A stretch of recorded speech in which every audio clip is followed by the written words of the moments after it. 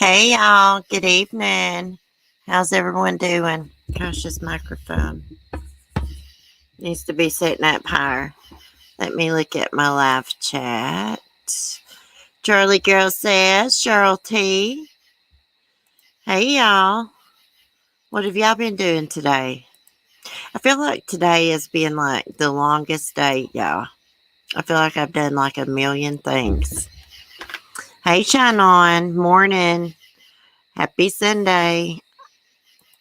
I forget where the time's different. It's already Sunday where you're at. It's crazy. Hey, Hibiscus. Good evening. It's a good, cool night out here. Well, it's not real cool. It feels good out here tonight. So, Cheryl T. Oh, thank you. Shine On. Thank you. Thank you. I'm getting a little bit better at doing my eyeshadow, y'all. I want to get me some false eyelashes.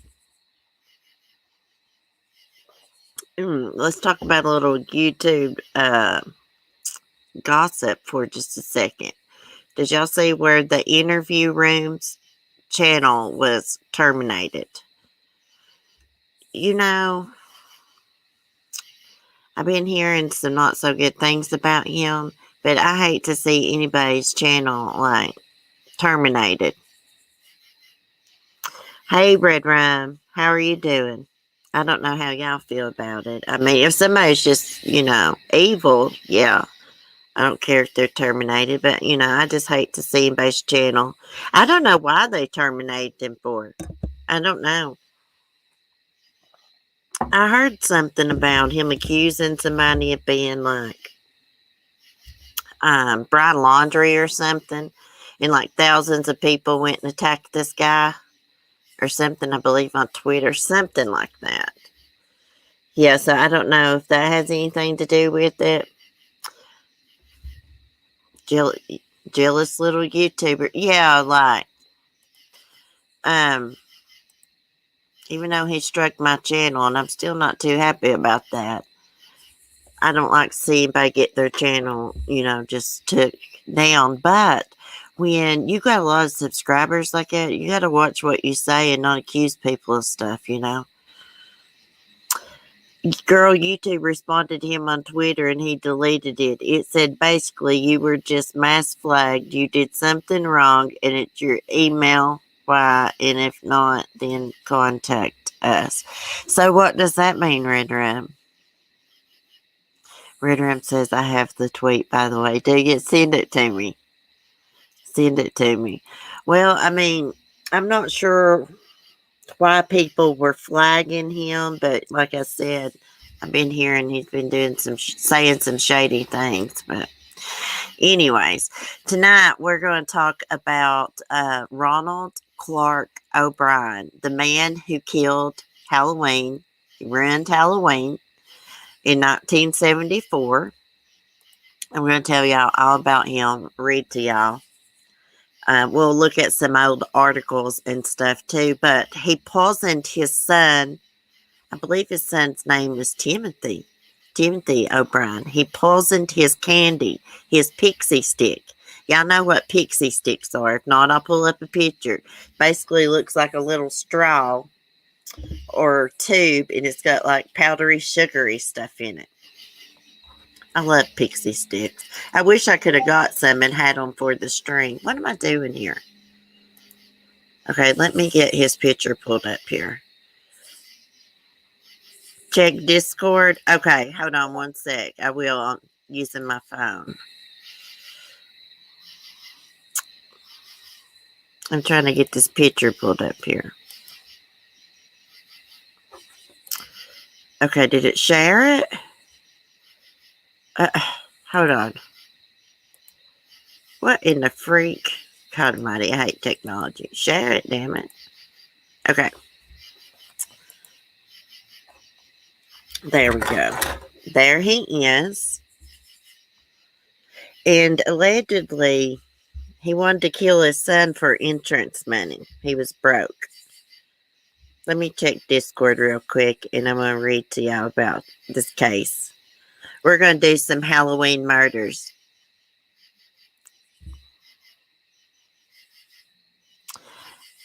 Girl, no, he was wrong. Had people showing up at people's houses threatening.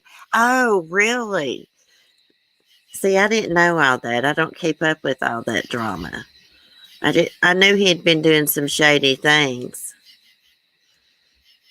Thanks for the tag. If your channel was suspended, we recommend checking out your inbox, as we usually send an email to explain the reason for the decision, plus steps on how to resolve it. Otherwise, let us know. That's what the Team YouTube responded to. Well, you know what? He struck my channel. Like, for no freaking reason, really. I mean, really, if you're going to strike a channel for playing one of your videos, you ought to at least click on the video and see what's being said. Really. Hey, Mike, how are you? I mean, that's the way I feel about it.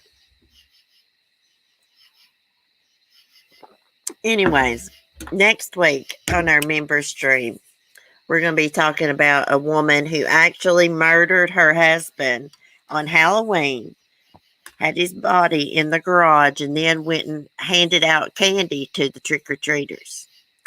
That's an interesting one.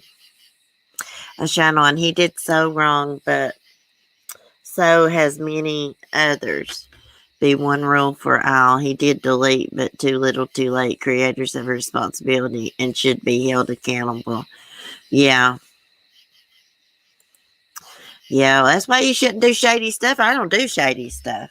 I don't want to do shady stuff. There's no sense in it. Everything that's done in the dark comes to light. You know what I mean? I like to be just straight up and honest. Sometimes when people get a lot of subscribers, it goes through their freaking head. Okay. What was I going to do? Oh, yeah, we're going to read about Ronald Clark O'Brien, the Candyman. Okay. On Halloween night, 1974, Ronald O'Brien took his 8-year-old son, Timothy, and his daughter trick-or-treating with some other neighborhood friends near their home in the Deer Park suburb of Houston. Since there was a light rain falling, they only collected candy in a 2-block area for half an hour before returning home. As he went to bed, Ronald agreed to let both of his children eat one piece of candy before they went to sleep. They both chose a large pixie stick they had received. 30 seconds after I left Tim's room, I heard him cry to me, "Daddy, Daddy, my stomach hurts." Ronald later told reporters as he sobbed loudly. He was in the bathroom convulsing, vomiting, and gasping, and then suddenly he went limp. His son died 90 minutes later at the hospital, and by the next day, police had determined the pixie stick was full of cyanide. His daughter, 5-year-old Elizabeth, who also chose the same candy before going to bed, still had it in her hand the next morning, and unable to open it because of the staples that kept it shut. It too contained poison. So she must have fell asleep with it in her hand. Thank God she didn't eat it. News that a child had been poisoned to death exploded across Texas and the entire United States. One local detective working the case told an Associated Press reporter that parents should get rid of all Halloween candy collected by their children. It's just not worth the risk, the detective said. If parents want their children to eat candy, let them go to the store and buy candy. Parents followed his advice and threw all the children's candy away, and the event helped to forever spoil a once popular children's holiday. Ugh. Early in the investigation, Ronald's help raised their suspicions. He couldn't seem to locate the house, although it was in a small area. Hold on, I missed something. Yeah, hold on. Ronald, an optician, added police in their efforts to narrow down the location where the pixie sticks were handed out. During their search, 5 other poisoned pixie sticks were found, with children who had also gone trick-or-treating with the O'Briens. Early in the investigation, Ronald's help raised their suspicion. He couldn't seem to locate the house, although it was in a small area. They also learned that he had recently taken out several life insurance policies on both of his children, and that his son was insured for $30,000, the 2015 equivalent of $145,000 when adjusted for inflation. On Monday, November 4th, Ronald O'Brien was arrested for the murder of his son. Police were tight-lipped over their evidence, but 1 week later, a recorded grand jury hearing revealed that there was little doubt he was behind the murder. 2 months before his son's death, O'Brien telephoned a friend, who was a chemist, asking how he could get cyanide and how much would be fatal. When the chemist inquired why he was asking the question, O'Brien replied that he was just curious and nothing more. Then a chemical salesman testified that O'Brien tried to purchase potassium cyanide, but the only size they had available was their typical bulk size of 5 pounds. Since that was too much, O'Brien politely backed out of the sale. I hear my beagle crying inside. On the night of Halloween, friends who went with the O'Briens reported Ronald had gone to one particular house alone and was seen returning with pixie sticks, which he gave to his own children and their 2 children and another neighborhood child. For those attempted poisonings, O'Brien was also charged with 4 counts of attempted murder. I hear Skylar crying, guys. And finally, Ronald's own brother told the court that he was a poor manager who had trouble keeping a job and was in poor financial condition at the time of Timothy's death. During his trial held in May 1975, these witnesses and his own wife testified against him. Dainine O'Brien told the jury that life with her husband bore a constant struggle with debt and financial pressure. Although they were behind on some loan payments, she revealed that her husband had bought $10,000 of accidental life insurance policies for both their children. After Timothy's funeral, she learned he spent another $108 on premiums for 2 more policies, valued at $20,000 each. When her husband began talking about how they were going to spend the money after their son had just died, she became alarmed. He wanted to pay off bills, then take a trip to Florida, she said. The Associated Press captured her sentiment towards her husband during his trial. Mistress O'Brien testified in the trial that they should send her husband to the electric chair, appeared cool and without emotion. She spoke in a clear, steady voice and kept her eyes averted from her husband. Later, his insurance agent testified Ronald called him within 2 hours of Timothy's death to begin the process of filing the claim. During the defense case, character witnesses were called who testified that Ronald O'Brien was a sweet guy who was always kind to children and attended church regularly where he donated his time. He was a very concerned parent, very sensitive with their needs, one of his co-workers told the court. All in act. His attorney also tried to counter some of the more damaging claims by prosecution witnesses, including his attempt to purchase cyanide and his discussion of cyanide with coworkers. Later, during closing arguments, he pointed out that the prosecution was unable to prove his client actually purchased cyanide from any chemical company. But it wasn't enough, and on June 3rd, 1975, the man who ruined Halloween was declared guilty after the Houston jury deliberated for just 46 minutes. The next day, the 31-year-old former auxiliary police officer, optician, and future ex-husband was sentenced to die in the electric chair. But by March 31st, 1984, the execution method had changed to lethal injection. 8 years, 9 months, 28 days after he was sentenced to die, Ronald Clark O'Brien, the Houston Candyman and the man who ruined Halloween, was pronounced dead at 12:48 in the morning. He maintained his innocence all the way to the end.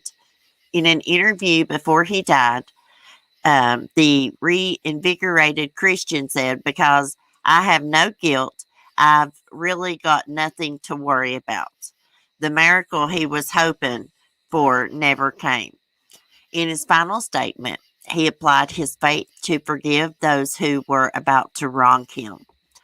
What is about to transpire in a few moments is wrong. However, we as human beings do make mistakes and errors. This execution is one of those wrongs, yet doesn't mean our whole system of justice is wrong. Therefore, I would forgive all who have taken part in any way in my death.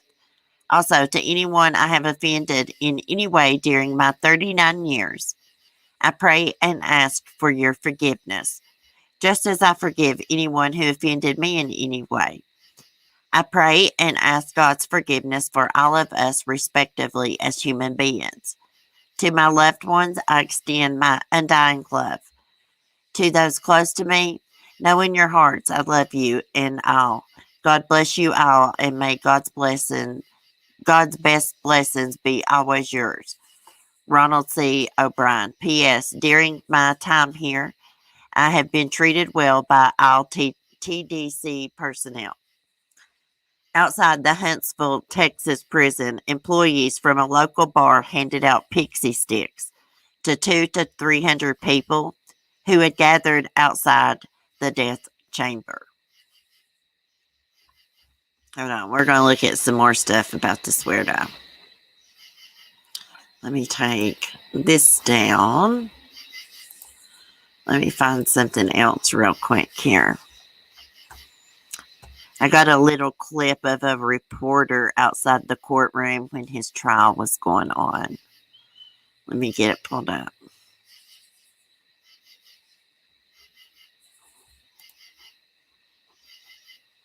Like when his trial was going on, like I was just a kid. Hey, broken justice. It takes an evil son of a bitch to poison or hurt your own kid for any reason. Okay. Most of today's testimony came from Jimmy Bates, a close friend of the O'Brien family. Bates said that before Halloween, O'Brien asked if he could bring his children over to trick-or-treat with the Bates children on Halloween night.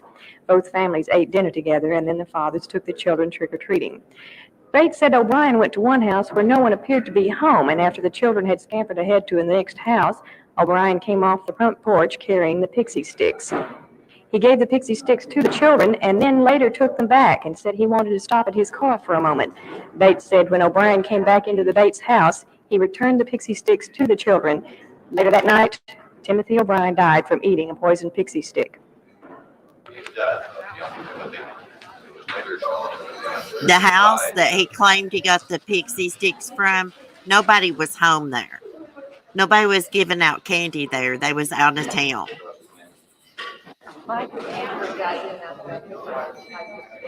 So it's like the big long pixie sticks. You can still buy those.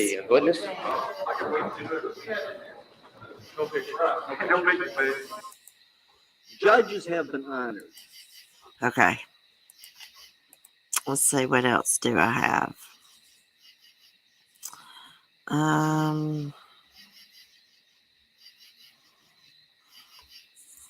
Here's an article about Ronald's ex-wife. Let's read it. The ex-wife of Ronald Clark O'Brien awaiting execution for the murder of Timothy O'Brien. So when was this article put out? March 30th, 1984. Let me screen share this with y'all. I like these old cases. I know some people think they're boring, but I actually enjoy sitting and looking up information, finding old articles about it. Okay. The ex-wife of Ronald Clark O'Brien, awaiting execution for poisoning his son, said Friday she believes her former husband is guilty and his death will give her a brand new beginning. I am glad it's coming to an end, said the former Danine O'Brien, 39. I don't think Ronald is sick or insane, but he is perverted. O'Brien was sentenced to die at 12:01 a.m. Saturday. It's an end of a nightmare and the beginning of a brand new beginning, said the former O'Brien, who has remarried and has asked that her new name not be disclosed. The slate will be wiped clean and we will get our life.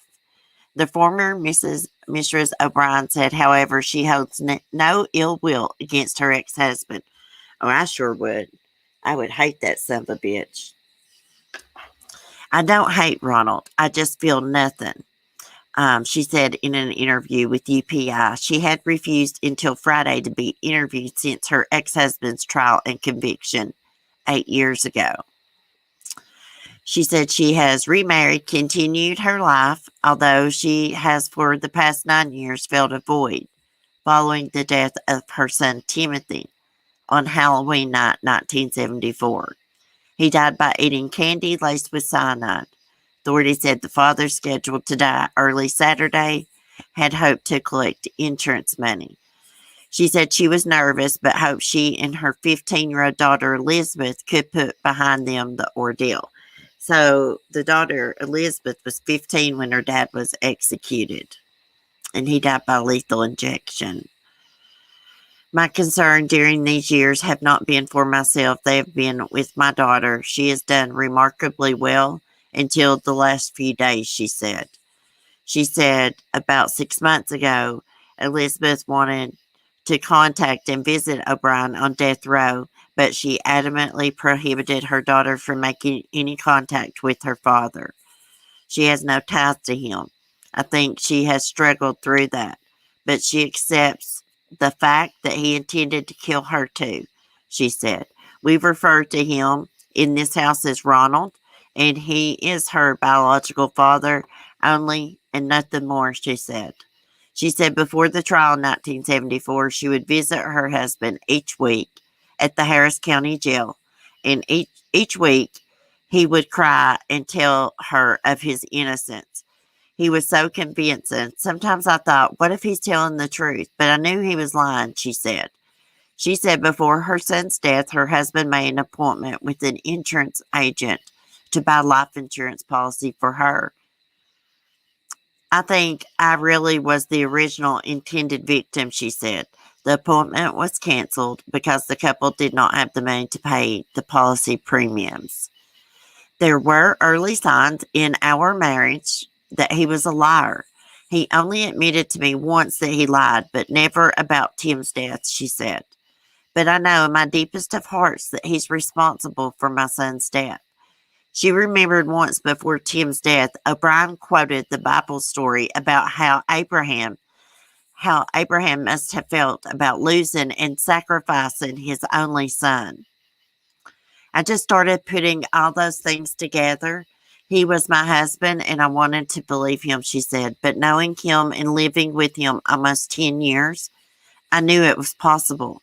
She divorced O'Brien and remarried 4 years ago. She has never cashed the $31,000 life insurance policy, calling it blood money. Wow. See, if that was me, I'd be wanting to sit there and watch them execute him if he killed my son. That's just me. and I would hate him with everything in me. Um, there's another interesting older article I saved. The neighbor who accompanied, it's about the neighbor who accompanied them trick or treating that night. And this article is from March 25th, 1984. Hey, White Feather. Cece, look at the case. Beaver family murders.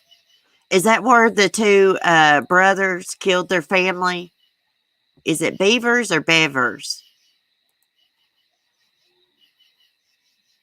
Hold on a minute. I hear something.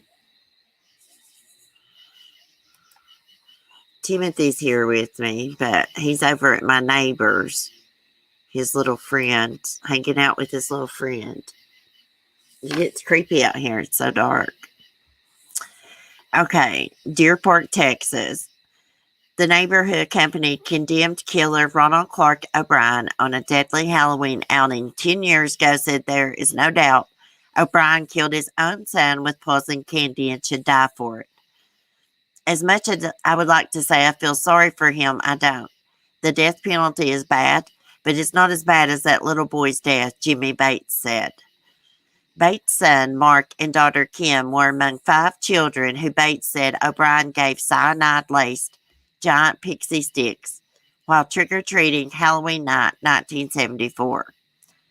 Prosecutors said O'Brien did it to collect $60,000 life insurance on his children.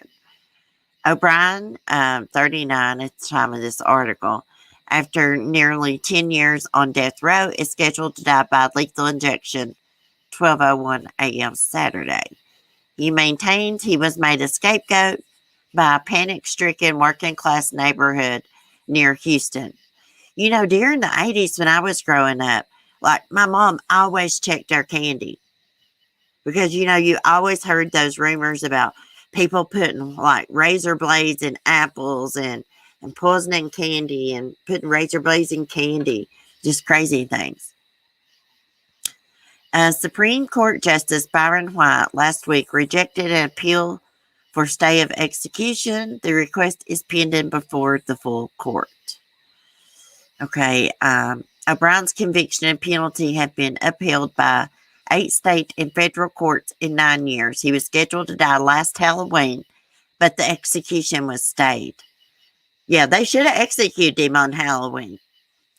Bates said he was granted an interview because he feared O'Brien's frequent interviews from death row have made the public forget what happened. People don't see a picture of Tim's coffin. They don't think about the little boy with foam coming out his mouth, dying on the bathroom floor, Bates said. They turn on their TV and they say, that poor guy, the way he talks, they must have framed him, Bates said. They've got the right guy. I think he deserves to die because he gave Tim the death penalty. Only Timothy O'Brien, 12, ate the granulated cyanide and candy mix in an 18-inch paper straw container, pixie stick. O'Brien testified he was at Tim's bedside when the boy ate the candy, which a doctor said contained enough cyanide to kill 2 grown men. Tim went into convulsions and died. You tell me, what in your life have you heard of that is any colder than that, Bates said. Here's a man who killed a trusting, defenseless, innocent 8-year-old kid for one reason. Well, they said 11 up there earlier, didn't they? For one reason, dollars and cents. He was willing at random to pick some other kids and other people loved and killed them too, he said. Bates, a shift worker for Houston Lighting and Power Company, lives in the same house where O'Brien doled out the giant pixie sticks. He remembers going to work after trick-or-treating when his wife called to tell him of Tim's death and of his daughter's sickness. He drove home at 115 miles an hour. Kim only had a headache. She and her brother had been forbidden to eat the candy because it might mess up the house. I thought maybe it was a psycho or a dopehead, Bates said of his initial reaction upon learning the candy was poisoned. But it was not until Tim's funeral 2 days later that he became suspicious of O'Brien. He was not upset, and he said something to the girl who was going to sing a song. He was not despondent at all, Bates said. When the girl started playing on the organ, he walked right beside the open casket with his kid in it. He didn't pause. He didn't look. He didn't stop. He walked by. Right then, my brain clicked. I could feel it. I felt incredibly suspicious, he said. Police were baffled until they learned O'Brien owed more than $20,000 and he had bought another $60,000 in insurance on his kids. O'Brien's wife at the time, Dainine, testified against her husband and believes he should die, Bates said.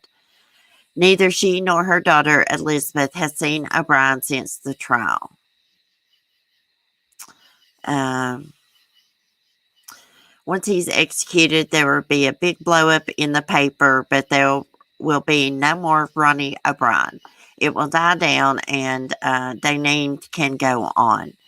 There will be no new trial and no letters in the mailbox and no TV coverage of the interviews and no chance of him contacting his daughter. She just wants justice to be done, he said. I don't know anybody who has had the pain that woman has had. She lost in one whack a husband and a baby.